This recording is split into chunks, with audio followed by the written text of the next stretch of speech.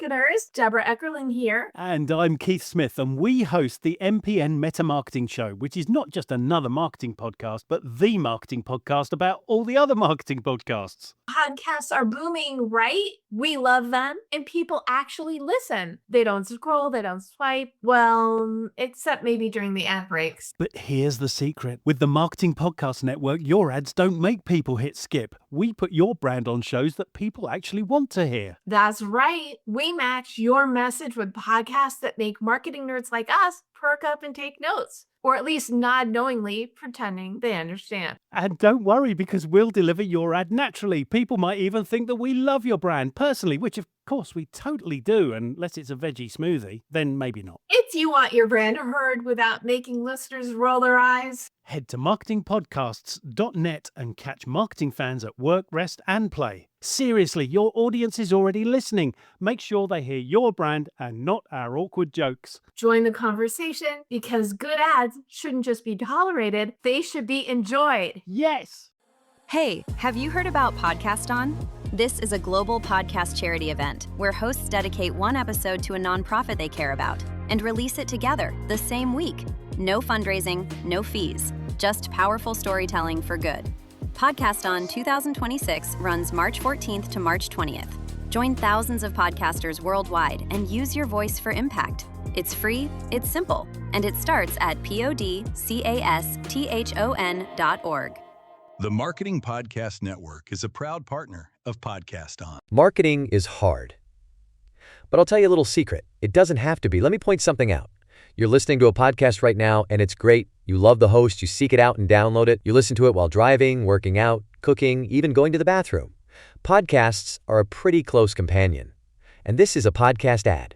Did I get your attention?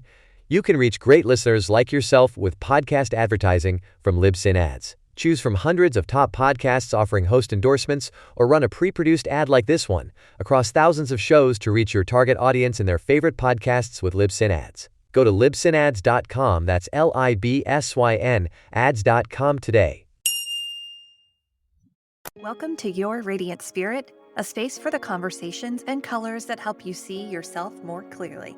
I'm Heather Eck, an intuitive artist and guide, and I believe your soul speaks in the ways the mind can't always put into words, through color, energy, and the stories your body holds. This show is where we explore those messages. Through personal stories, deep conversations, and creative insight, we'll uncover what's been hidden, release what no longer serves, and begin to imagine what's possible when you live in full alignment with who you're meant to be. What you hear here is more than inspiration, it's an opening, a chance to feel the shift that could change everything. So take a deep breath, open your heart, and let's step into today's conversation. Hi, friends, and welcome back to Your Radiant Spirit. Today's episode is one that stayed with me long after we hit stop on the recording. My guest is Sandy Alemian, a spirit medium, soul mentor, and sacred guide for women who are ready to stop performing and start speaking. Her work is deeply rooted in helping women reconnect with their voice, their emotions, and their inner knowing, especially in midlife and beyond. I think so many of us can relate to that. We talk so much in this episode, from the heartbreaking loss of Sandy's 1-month-old daughter, which became the spiritual opening that revealed her gift of mediumship, to what it really means to live as a vessel between heaven and earth. And she also shares how the messages from Spirit have evolved over her 30-year journey, and how her program, Unshushed, is helping women reclaim their truth after years, sometimes even decades, of silence. This conversation reminded me why the heart space matters so much, why stillness is medicine, and why we're never really alone, especially in what feel like our hardest moments. So take a deep breath, maybe grab your journal, and let's step into this beautiful and honest conversation with Sandy Alemian. I know you're going to love it. Enjoy. Sandy, thank you so much for being here today. I'm so happy to see your face. Thank you, Heather. So nice to be here and to see you too. Had some conversations online, but it's always nice to see someone face to face. Yeah, for sure. Thank you for saying yes. I am so excited to chat with you today. I think your story is so inspiring. And I was sharing while we were in the green room that I watched some of your videos on YouTube and was just really touched by who you are and the work that you do. And I'd love to have you share with the listeners, like, how did you get started? How did you discover that you had this gift of mediumship, and then how has it grown? Yeah, so it wasn't on my conscious life plan, but I truly believe it was on my soul plan. So my story goes back a little over 30 years ago. I was working in a stressed out career in sales in the toy industry. I had had my first daughter, Ariana, and then I had 2 miscarriages. And at that point, I had started opening up to the angelic realm and learning how to receive messages from the angels, because I believe that we all have angels around us. I didn't really know who mine were, but I was getting a lot of good wisdom. So I was used to receiving from this angelic realm beautiful, beautiful inspirational words and pages of writing in my journals. And then I got pregnant again, and my second daughter, Talia, was born. And on day 2, they noticed some odd twitching movements in her head, and they thought she was having seizures. To make a long story short, this was at Beth Israel, one of the best hospitals in Boston. She ended up having what they found was a 1 in a million metabolic disorder. And the only way that it was showing up, all of her blood tests were fine. But what was happening was she would have a seizure, and then there was no normal brain activity. And so they called my then husband and I into a family meeting, and they said, if she survives this newborn period, and that's a big if, she will never be able to walk, talk, eat, breathe, communicate, smile, laugh, nothing. No one ever mentioned the words brain damaged. But what they said was her brain was not able to tell the rest of the body what to do. So it was a big disconnect. And so I knew, though, Heather, I knew that I could make her better. I knew if I had enough people praying for her, I believe in the power of prayer. Mm-hmm. I knew we could make her better. And I had visions of being on Oprah, because Oprah was still on at the time, with my miracle baby, talking about the power of prayer. And I couldn't save her. And that was a tough nut to swallow. She ended up passing at 31 days old. And the interesting thing was, I was never warned from any of the angel writings I had done. I was never warned, okay, Sandy, here's your path. You're going to have Ariana, then 2 miscarriages, and then Talia's going to die at a month old. And then a year later, you'll have your 3rd child. I was never told about that. And I understand why we're not always privy to what we are about to experience. Because if someone had said that to me, I would have said, I'm not strong enough for that middle part. I won't get pregnant at all. Like, pick someone else. I can't do it. What I realized as I was going through, obviously the painful part of it, it broke me down to a place where I didn't even want to be here anymore. It didn't last a long time, but when that part hit me, it was like, yeah, I'm done. I can't, because no matter what I tried to do, my pain was with me. My turning point was, it was the lowest of low points. Ariana was at one of my sister's house for the day. So I was all by myself in the house, and we had put up pictures of Talia and our family, and Rich was back to work already. And I was feeling fat because I had just had a baby and I didn't have a baby to show for it. And so one of my sisters called and said, how you doing? And they said, not really good. She said, why don't you take a walk? So I went and I took a walk, and it was this 4-mile loop that I've done many times. And I was crying the whole time. And also, I don't know if this has ever happened to you, but when you're in a really tough space, it's hard to see anybody happy. And I remember thinking, I hate everybody that's driving by me who seems to be happy or who is laughing, because I'm thinking, you have no idea the pain that I'm in. Right. And so I got to about a quarter of a mile before I got back home, and there was an 18-wheeler coming towards me. And I distinctly remember thinking, if I just step off this curb, my pain will be over. I will be with Talia, and I will know everything. I'll know all the secrets of life and the afterlife. And something kept me from stepping off that curb. And I went home, And my sister called me again and she said, "Did that make you feel better?" And I said, "No, it really didn't." And she said, "Why don't you write, Sandy? Because usually your writing will help you to feel better." So I'm thinking, I am so empty right now. I have no inspiration, nothing to write about.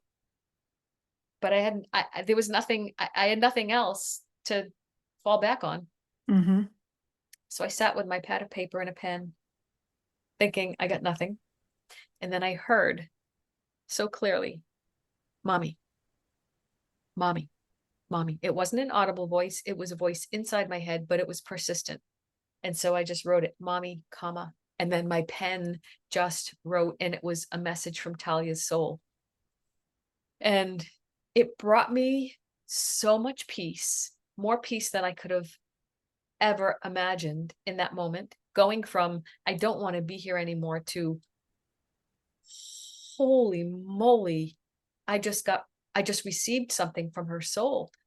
And I made a decision that day that I want more of this. Mm-hmm. Understand this. I want to understand, what is this phenomena. I had had a belief in the afterlife before, but it was just sort of like, yeah, I believe in heaven. That was pretty much it. And so I made a decision. I was going to learn everything I could about death, about the other side. How do you communicate with spirit? Like, is it even possible? So I sat in spirit circle for about 6 months, which is where you sit with an experienced medium and you practice. And I was getting stuff. And then I went to England and I did some intensive training there. I didn't really know what I was doing. Mm-hmm. I was getting stuff, but I didn't know what I was doing. And I remember going to the head instructor on day 2 of the training, because they put me in the advanced class. I'd only been doing this for 6 months, and they put me in a class with other mediums who had been working for 25 years. And I'm like feeling really intimidated and like, I don't belong here, which is a story of my life, feeling like I don't fit in or I don't belong. But I went to the head instructor and I said, "I think you have me in the wrong class." And she said, "People would give their eye teeth for what you see, Sandy. Stop questioning it. Just do it." I'm like, okay. So I stopped questioning it and I just started doing it. What's interesting to me is it's shifted through the years. It's been over 30 years now. It's shifted through the years where my strongest suit now is hearing, and Mm. and then I will get some glimpses of thought pictures. Whereas I think I saw more before, but now hearing and feeling sprinkled in with some thought pictures. That's how I receive. So it's been 30 years. And when I first started out, Heather, back then nobody was doing this. Hardly anybody. James Van Prague was probably the one of the pioneers. And there was another one too, another man that was doing it. But this was not mainstream back then. And every once in a while, I would get an email from someone saying, someone that I knew or didn't know, saying, "Do you know this is the devil's work that you're doing?" And I'm like, and then they would quote a scripture from the Bible. Uh-huh. And get panicked because I'm not religious. I'm very deeply spiritual, Mm-hmm. but I would pray and I would say to God, "If you don't want me doing this, block it. If you want me doing this, bless it." And so here we are 30 years later. Blessed. It's been blessed. It's blessed, and I know that sometimes people hold some fear around it.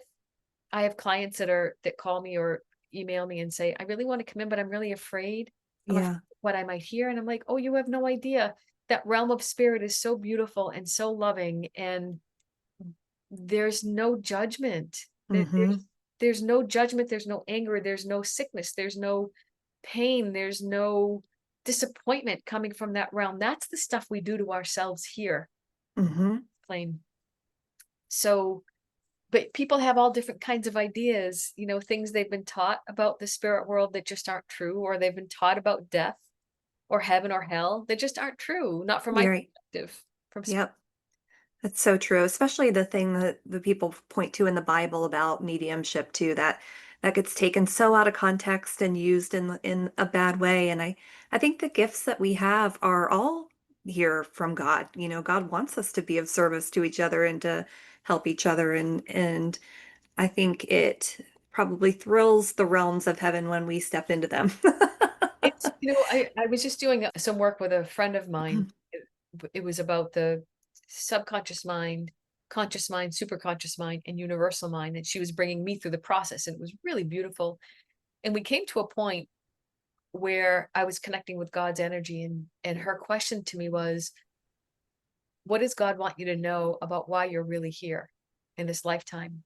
And it made me tear up. And I've known this, but to hear it again at this point in my life, it said, I'm here as a vessel between heaven and earth to through the thoughts and the love and the energy from that realm into this realm, and to break it down so people, break it down so people can understand it, and really, really help people face their fears around it, and really take a look at the fears, because the fears are unfounded. But if someone doesn't question their fear, it will feel really big. Yeah. Because Yeah. and it says it in the Bible all the time. There's nothing to fear. Fear not. Yeah. Do not fear. Yeah. And the Holy Spirit says there's nothing to be afraid of. But Yeah. our mind will give us a gazillion things that we should be afraid of. And that's why when I'm with a coaching client, it's like, you don't go to your mind to ask if you should be afraid of it. I go to God directly. And I will often say, God, should I be afraid of this thing? Should I be afraid of it? And not once. And all of the times I've brought stuff to God, has God ever said, oh, Sandy, you should be very afraid of that. Be afraid, my child. Be very Right. afraid. I wouldn't want to be you right now. I was just telling a friend of mine, I went to an appointment with a friend yesterday. She was potentially going to have a biopsy. And we, gathered the night before and we prayed for her, and we were, a couple of us went. And on my way there, I stopped to get her a drink, and I was walking into the grocery store and I was like, hey, God, can you help me find the right flowers to pick up today? And I walked into the store and my head instantly pivoted, and I saw the most gorgeous sunflowers. And I was like, okay, let's get those. And then when I showed up, a friend of mine said, did you know that those were her favorites? And Oh, wow. I did not, but God did. I love that. I love the ease at which you talk to God, because that's exactly how I talk to God. God's energy is God is like my best friend, my mentor. I personally don't have a face for God. That's just me. I Yeah. have a face for God, but I know that voice. I know it. Well, it's funny because after that happened, I joked. I said, if only I got my answers from God that easily, right? And a friend of mine said, maybe you do, and you just aren't aware of it. And that really stopped me in my tracks. And I thought, oh my gosh, what if it is that easy and my mind is calculating all the reasons why it's not, you And know? you know what happens to us, Heather? What happens to us, and this is what I see with my clients too. What happens is when we're dealing with something and we're trying to find an answer, we want the answer so quick. We want it now. We want the answer now. We want it quick. We want it now. We want it quick. And we have to feel like we're figuring it out and fixing it. But if we could just learn to pause and create the space and allow God's answer to come in, or allow God's wisdom, or allow God's perspective. I love those words, God's perspective. Allow that to come in, because we need to clear a little space in our mind in Yeah. order to receive it, right? It's like the image that just came to me is if you were wanting to hold those sunflowers, but you had your hands full of groceries, you wouldn't be able to pick up the sunflowers because your arms are already filled with everything else you're carrying. And that's what happens with our minds sometimes too. Our minds can get so filled with gunk that Yeah. we don't have the space to receive. Yeah. I think you're absolutely right. And I think that's like the biggest issue that's plaguing us, collective us right now, is everything that we're consuming every day. We are overloaded. Our hands are full. Our cups are running over, but they're running over with, what's the word? Like overstimulation. I was just going to say stimulation. Yeah, it's Yeah. true. And I think it's also, for me, it's a distraction. Yeah. When I start scrolling on social media, I'm like, oh, I'm distracting myself right now. Or there was this game that I downloaded when I was away at the retreat and I was traveling and stuff. There was a game that I had downloaded and I spent so many hours on this stupid game. And I'm like, Sandy, why are you distracting it? Like I was really noticing like, wow, I'm really distracting myself with this. And I finally just deleted it off my phone because it's a distraction. It's Yeah. because when I'm doing that, I'm not paying attention to what's happening inside of me. Yeah. So Yeah. sometimes I guess I've used it as a way of avoiding Uh-huh. something that I haven't wanted to look at. And sometimes it's just an unconscious distraction. Yeah. That's absolutely true. Yeah, Absolutely. I think that's the biggest gift that we can give ourselves now is quiet time. I do too. And it's what's so interesting is the ego doesn't like that. The soul is like, yes, please, more, please. Yes, yes, quiet, space, space, quiet, quiet, space, space, quiet. The ego's like, you know, the ego's afraid of that. And my sense about that is the ego is afraid that it's going to be out of a job, Yep. that the ego's job is going to be done because once you start taking time for space and the soul's perspective or God's perspective, that chattering ego feels so small. Mm-hmm. I don't know if you notice that for your own life. And Yeah. when I've noticed in days or weeks when I haven't taken that time because life has been so busy, that chattering mind is in full force. And I'm like, oh Mm-hmm. God, I can tell like, okay, I feel so off right now. Yep. And then it's a reminder, okay, come back home, Sandy. Just come back home. Come back home. Yeah. So how do you manage that yourself? What are your spiritual practices? So I love meditation. Love it. I used to listen to guided meditations. I create guided meditations for my clients, but it's hard for me. Honestly, it's hard for me to listen to my own guided meditations because I know it's coming next. So it's so sometimes it's hard for me to do my own. So I will listen to, like, I love Dr. Joe Dispenza's meditations. But when I was just on a retreat in Austria, we had a gentleman there who practiced Zen Buddhism, and he taught us, it was more of a quiet meditation and counting breaths. So that's what I've been practicing now, 20 minutes of just counting breaths, 1 to 10, and then start over again. Long, slow, deep breaths. And that I'm finding really works for me. Mm. It brings me back home. Writing is another spiritual practice that I have, just writing with God, just saying, hey, what do you want me to know today? What do you want me to remember today? Walking on the beach is also a spiritual practice that I have, because I notice when I'm walking on the beach, I just notice things that Mm-hmm. like that feel really expansive. Painting is also a spiritual practice. Yeah. Love that. Yeah. You mentioned Joe Dispenza, and I'm telling everybody that I know about the documentary that just came out called Source. Have you seen that? I have. What do you think about that? I I'm like, talk to me about it. It was so fascinating. is that the one that he had the all the documentation of people that have healed at his retreat? Yeah. Yeah, I Yeah. think it's so powerful. A friend of mine went to one of his retreats in October and came back home and was diagnosed with breast cancer. Oh. But she had been practicing meditation, and she swears that she helped to reduce the lump Mm-hmm. meditation. So she ended up having it taken out, and she's going to be fine. I believe in the power of the mind so much anyway. I believe that we are all connected to divine source energy, and that the more we can bring our awareness there, the better our lives become, the healthier we become. Mm-hmm. And so, and here's why I understand that to be true.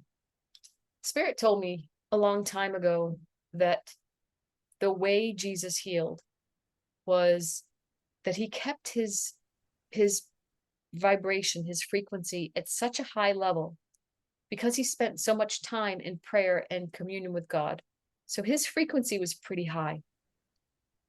And he was so strong in his frequency. He didn't really get caught in any drama. So Yeah. he held his frequency so high, and in his frequency, it was so high that it did not include the vibration of illness, Mm. right?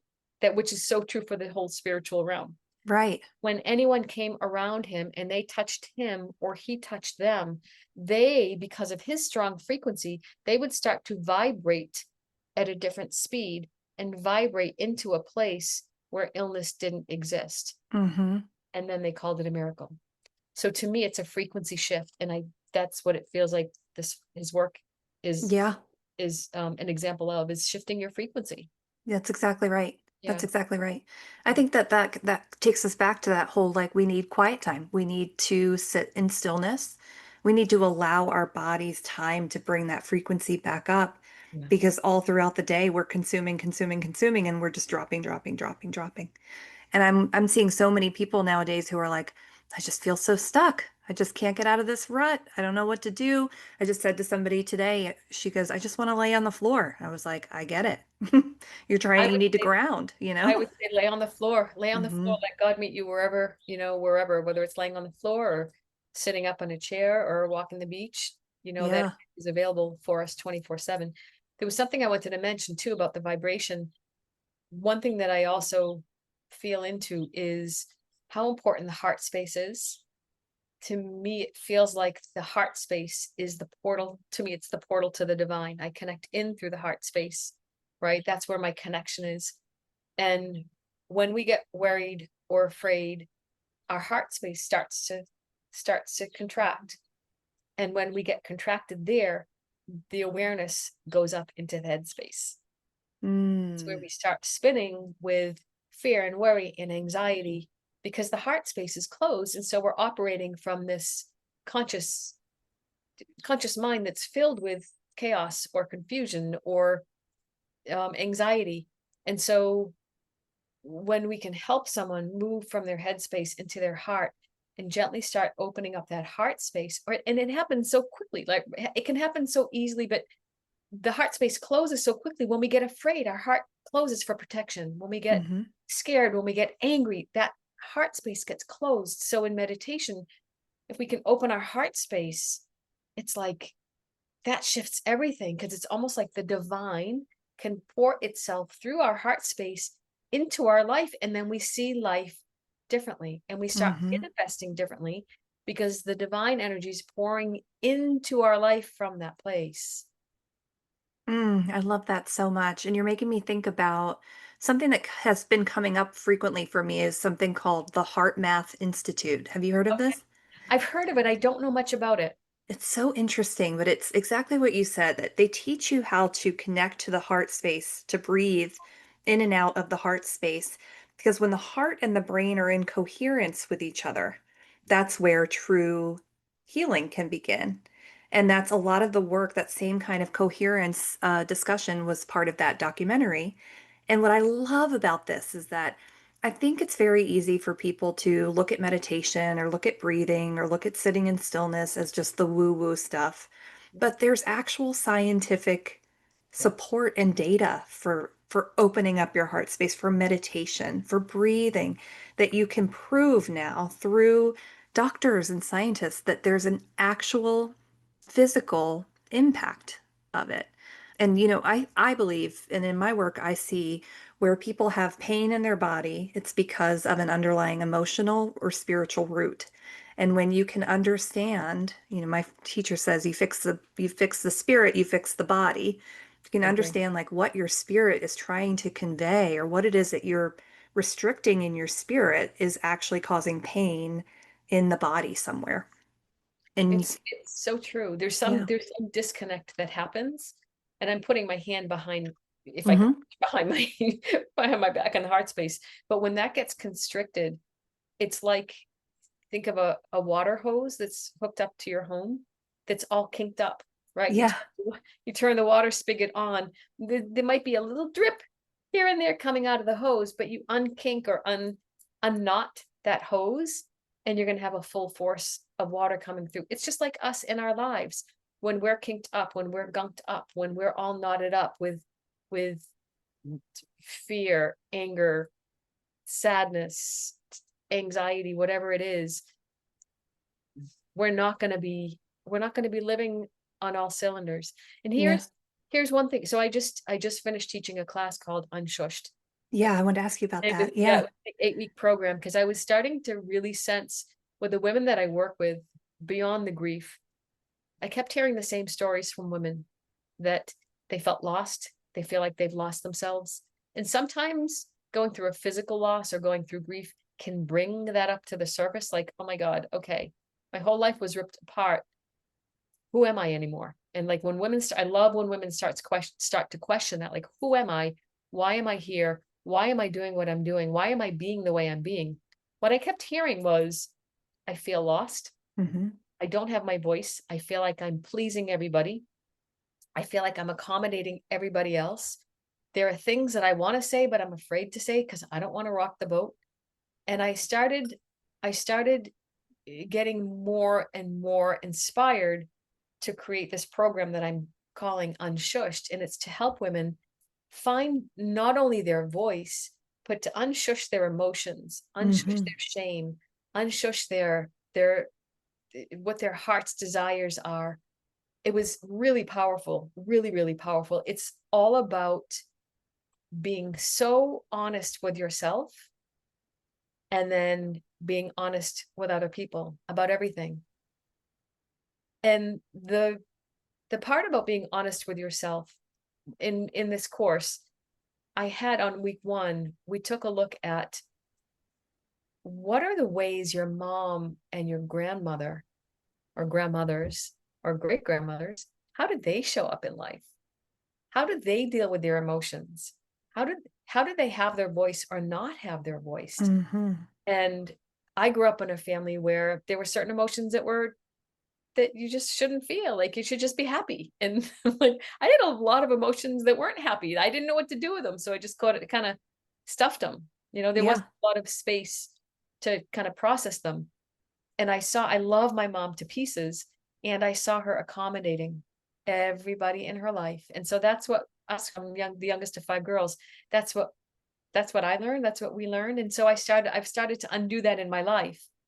And that's what I support women to do. And a couple of the women actually are now wanting to write a book because Mm-hmm. what I have stuff I want to say in this world. I'm like, yeah, I love it.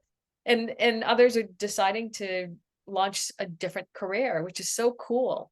So Ah, it really takes the lid off of what are all the things that you're doing because you think you should or you have to, or things that you want to say but can't, or things you want to feel but don't allow yourself to feel. We kind of blew the lid off all of that.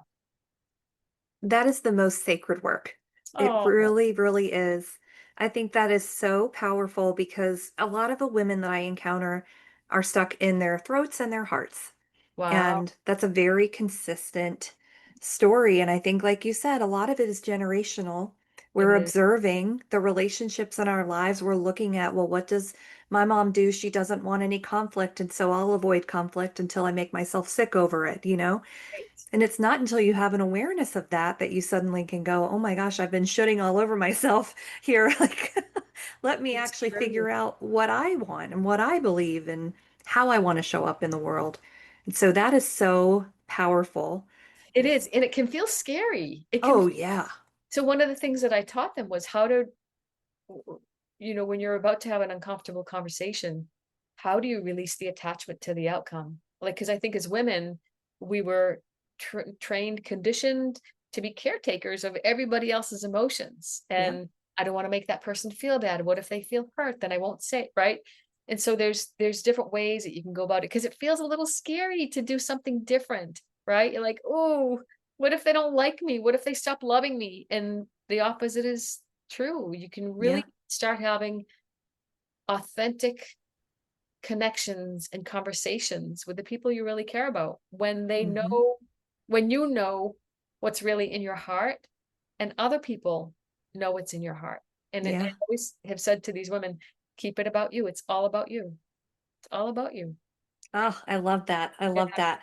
What has been the most surprising thing that you've seen come out of this kind of work? The most surprising. Good question. I don't know. I don't know what the most surprising is. It because I don't know that it surprises me because I've been hearing it for 30 years. Right, Over, right. so I don't know that it surprises me. I just love celebrating the big wins and small wins with the women. I mean, one Yeah. of the women just hired me to collaborate with her to get her book out there, which is so cool. I'm so proud of her. She's in her early 70s. And, we're never too late. We're never too old, never too late to really Yep. share your voice. And she knows, she's like, Sandy, I know God wants me to do this. I'm like, awesome. Let's do it. Let's get your book out there. Yeah. Oh my gosh. I Yeah. just had somebody on my show. I interviewed her on Tuesday. I had done a spirit portrait for her and saw she was blocked in her throat. And so we talked about things that had happened to her in her early childhood that she felt someday I'll write a book. When I'm 60 or 70 and I've got the time, I'm going to write it. And we talked about the importance of being able to clear all of that out, to excavate the wound that was caused and to be able to share that story. And she did. She actually wrote a book. So when you said that, I thought, oh my gosh, Oh, very look at cool. these women who are, once they can clear that energy out and they make space for the truth to drop in, Yeah. they tell powerful stories Yeah. that are meant to help other people. Can I go back to your question about what surprises me the most? Yeah. I've worked with very, very successful women. What I notice is we're all the same inside. We're all the same inside. No matter how put together somebody looks on the outside, there's other stuff going on the inside. And so in this unshush class, I would show up every week and share with them, here's how I unshushed myself this week. Here's a big one. Here's a small one. And the reason why it felt so important was when I shared so vulnerably and raw with this group, they would go, oh my God, me too, Sandy. You feel like that? I'm like, yeah. Because it was just about really being honest about ourselves and about life and about relationships. And Yeah. we're all going through it. Everybody's going through it together. We're all going through it together. That's exactly right. And the reason why I wanted to create the course was when we don't share what's happening inside of us, or let me just say it the other way. When we start to share what's happening inside of us and another human can say, me too, they all of a sudden don't feel so alone. Mm-hmm. Because when you're going through something, whether it's you're going through a loss or you're going through a relationship challenge or you're having issues at work, sometimes it can feel like I'm the only one. Everybody else has their life together and I'm the only one that's going through this shit. Yep. Right? Then the more you start sharing, and that's why I love bringing women together in circles, the more we share, the more we realize, wow, we are powerful beings. We're really powerful beings and going through some tough stuff sometimes, but no one's going through it alone. Yeah. And I think, we're never meant to do anything alone, like you said, but I think we all thrive from community. And just knowing that there's somebody out there who either went through the same thing or is feeling the same thing, it makes you feel like it's get overable, it's get It throughable. is. Hmm. It is because when we hold that stuff in, we can start to build a little shame bubble around it. And then if we have that shame bubble in a closet somewhere, it's like it doesn't go away. It just gets a little stinky, Yeah. and at some point you got to look at it. And that's what we did in this class. I had one whole week on unshushing shame. And what that actually was surprising because I think that was their least favorite class because some of the women were like, right now I don't feel anything that I'm holding shame around. I'm like, oh, okay. All right. And it could be in that moment they couldn't think of anything. Yeah. I might take that one out next class. I think that's actually a really good one. And when I heard the name of your program, Unshushed, I thought, oh gosh, that's really powerful because how many of us grew up being told, shh, shush, Don't so say, many of us. don't say that. You can't say that. We don't say that. We don't do that. Like it's not even just about the words, Heather. It's also about the way you are as a human. We Hmm. don't do that. We don't Yep. say things like that. As a woman, you shouldn't do that. You should do Yep. this instead, right? So there's all these conditions that have been placed on women, and then we're like, but women, but that's not who I am, and that's not what I feel, and that's not what I want to do. And Yeah, almost like that, it's almost like that butterfly, breaking out of that chrysalis, very much. which it has to go through a little bit of a struggle, but when the butterfly is breaking out, it's that struggle is actually strengthening its wings because the blood is now going to the wings and has strength to fly. Hmm. Yeah. Yeah. I love that. So so this is a new program that you've put out. How do people get in touch with you to get involved in So this? they can check it out on my website. It's sandyalemian.com. Or they can, yeah, and they can send me an email through there. I don't have the dates for the next one. We just graduated the first course. Awesome. So I'm probably gonna wait until early fall. Okay. Yeah. Awesome. And you also do mediumship readings too, is I that right? do, I do. I took a Awesome. little break from it for a while, Heather, for Okay. about 3 or 4 months, because what I was finding was it became really heavy. Mm, And I think as an empath, I started taking on responsibility for people's healing. And I had had a few clients in a row that were very resistant to their own healing. hmm. And I was like, you know what? I need a little break. And so I took about 3 or 4 months off, but I've opened up my books again for mediumship sessions. And it was a well-needed break.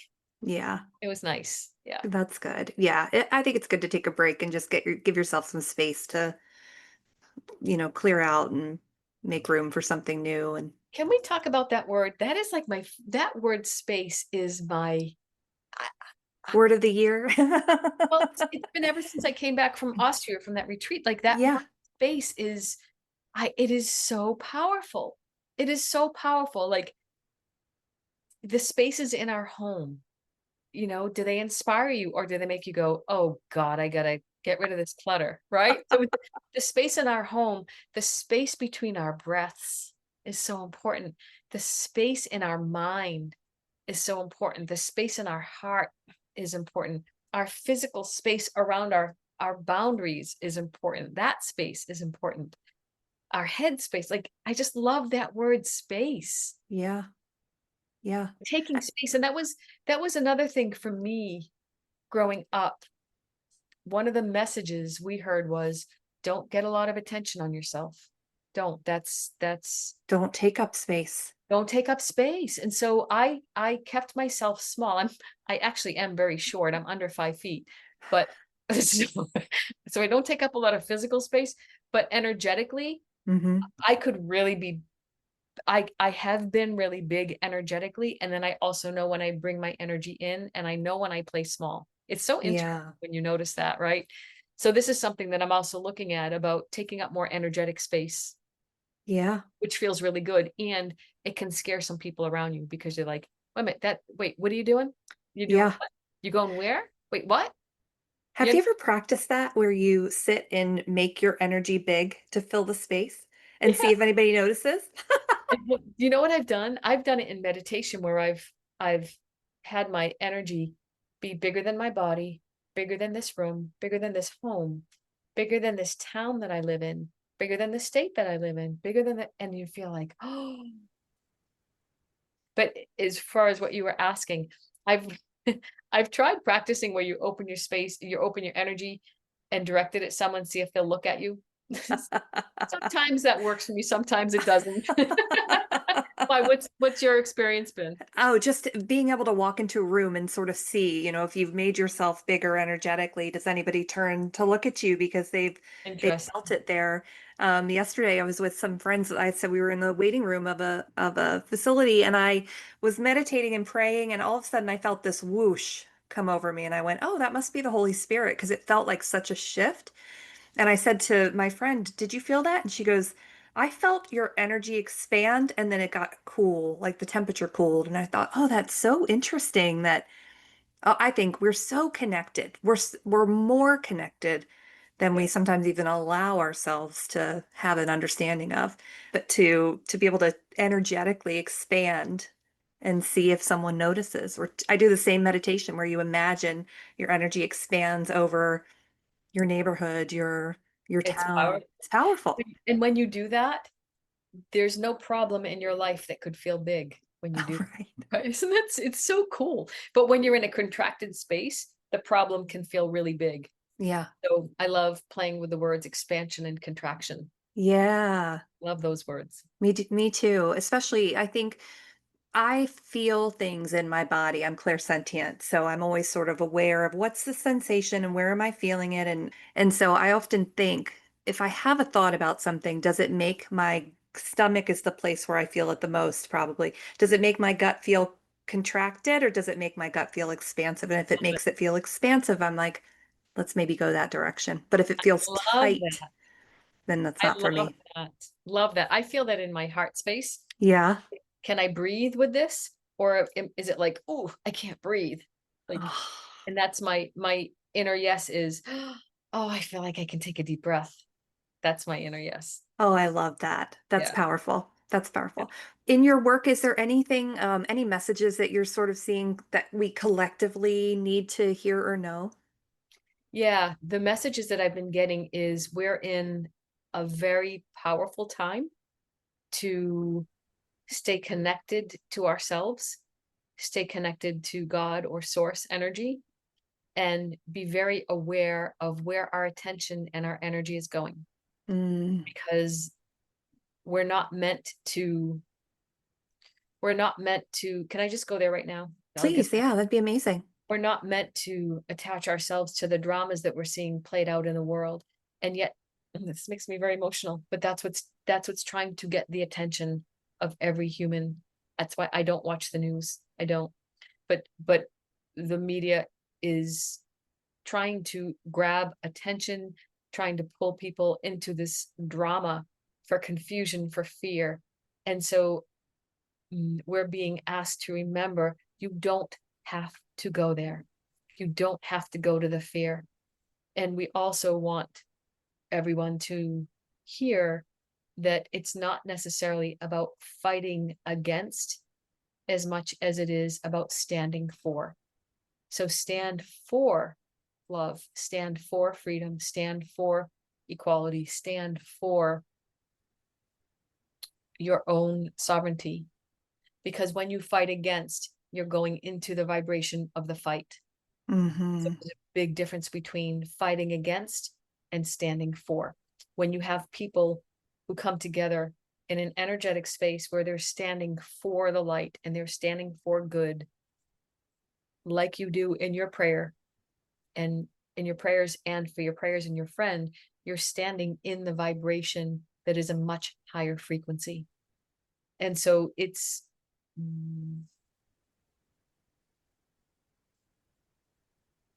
we're being asked to go against the norm Mm, because it has felt normal to turn on the TV. It's felt normal to go to social media. That has become the norm. But we're being asked to to become aware of what have I allowed to feel normal that really is not feeling okay with me, I felt that. and to make that shift. There's another piece that's coming in, and it's about resistance. Also pay attention to whatever it is that you're resisting against, because when you're resisting against it, it will hold it in place. It will glue it into your energy system. There can sometimes feel like there's a fear around releasing resistance because you'll feel like, well, then the other person will win or that cause will win. And it's not true. When you release the resistance, you actually have a better chance of coming into your higher frequency, just like Jesus did. And when he came into that higher frequency, he filled himself with that energy and with the Holy Spirit, which is not about fighting, it's about being the light. And that's a practice. It doesn't just happen once. It's a practice, it's an awareness. Oh, that's beautiful. I think we all needed to hear that today. Thank you for that. That's Yeah. powerful. Yeah. It's so interesting too that you say that because yesterday I was walking my dog outside and my thought was just go sit on the back porch for just a few minutes. Like get out of the house, get away from the TV, get away from your phone and just sit in nature. Because it is so true. I pick up that phone and just doom scroll. Like Yeah. you said, it's a distraction and it pulls you away from peace. And peace is so, so important now. And it can actually feel addictive, Heather. Yeah. Right? We start to build bonds with that energy. It's a weird thing. Yeah. Yeah. Yeah. And I know from spirit, I know that like spirit has said before, when we are back in the energy of pure spirit, we look at these lifetimes that we've been in and we're like, woof, that was a tough game I just played. Like if we look at this from the perspective of spirit as this is a game. This is a game that we're playing. We're on a game board and we're here to see that how we can do it the best we can and have fun and maybe mess up a little bit while Hmm. and then we go back into spirit. We're like, oh wow, oh, I could have done that differently. Oh my God. Okay, coach, put me in again. Let me see if I can do that differently. And so we come back in again. And when we're here, we forget that it's a game. Right. Yeah, we forget because it doesn't feel like it's a game because the stakes feel so high. And then Yeah. think about this. The ultimate stake is the idea of death. The ultimate punishment that they did to Jesus was not torture, it was death. It was his crucifixion.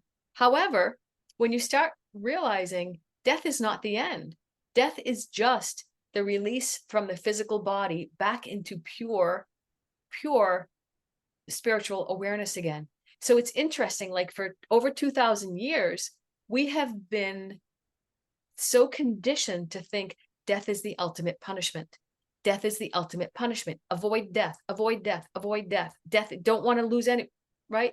But 30 years of pretty much interviewing spirit every day, it's like they have sometimes said death is the greatest gift I ever gave to myself. Mm. They see death as freedom. Yeah. They see death. They've given me the acronym DEATH as divine expansion and total healing.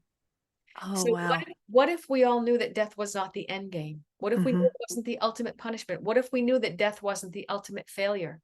Right?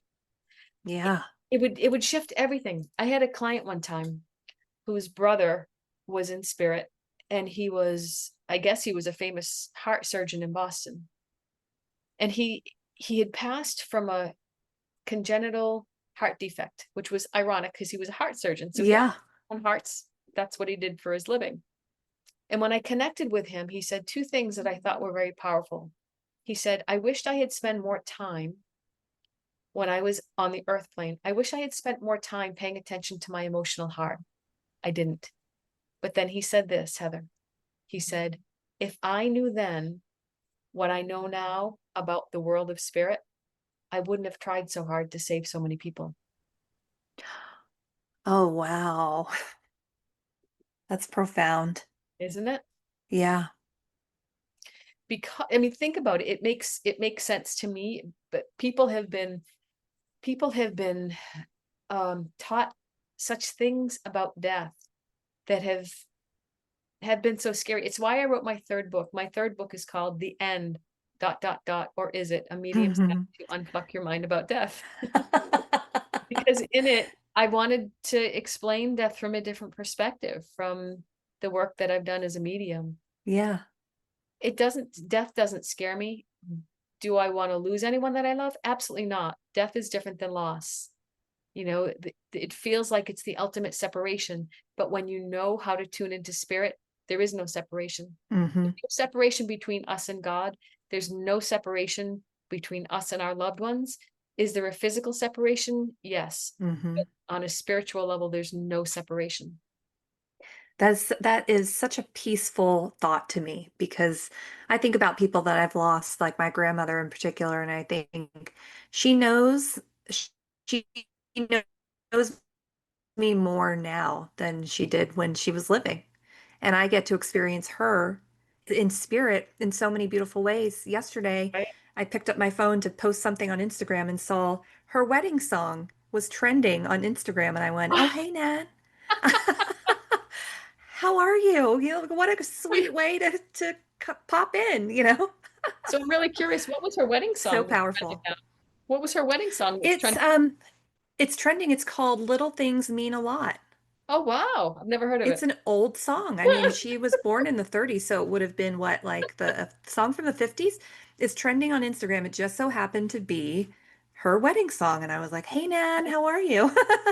That's like, so do you ever have back and forth conversations with her? No, I think sometimes I talk to her. I had a drawing I did of her that used to be right behind me.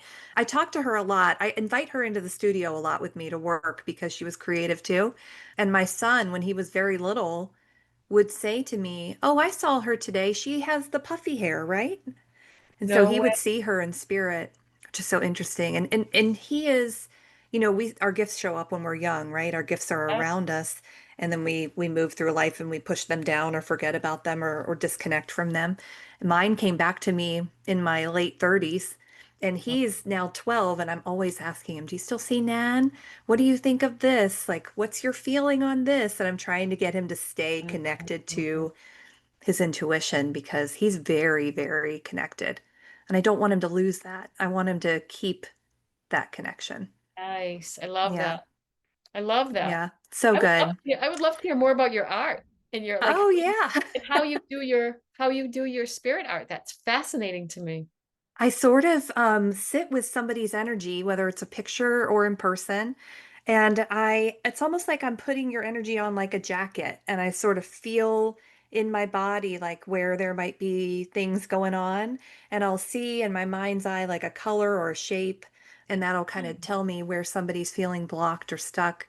And then the painting itself is like a map of healing. So it tells me what's possible for you and how to work with that color and the messages that come through to offer you some balance and support.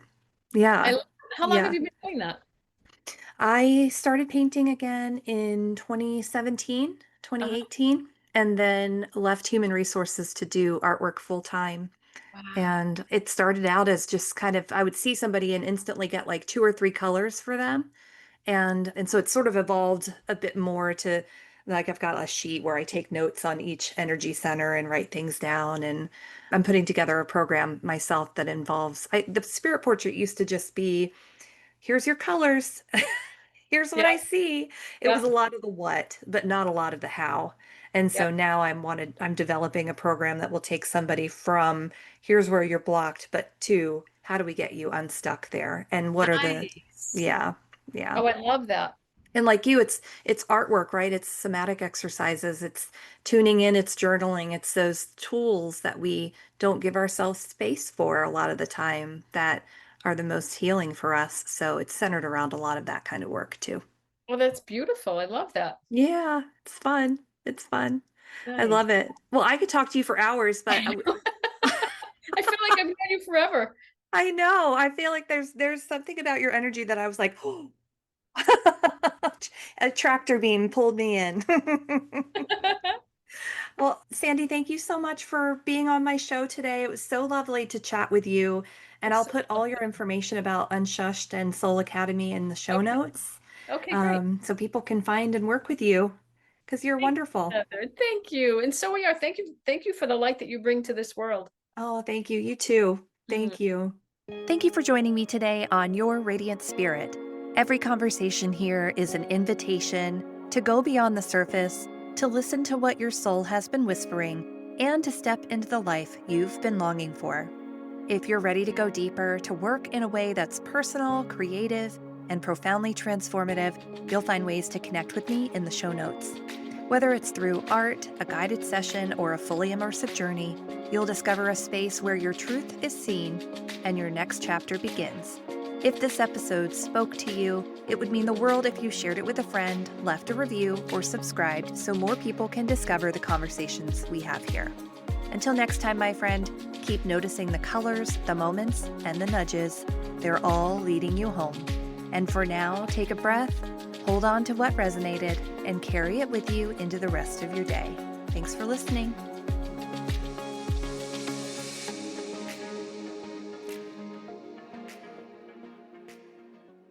Thank you. This podcast is heard along the Marketing Podcast Network. For more great marketing podcasts, visit marketingpodcasts.net.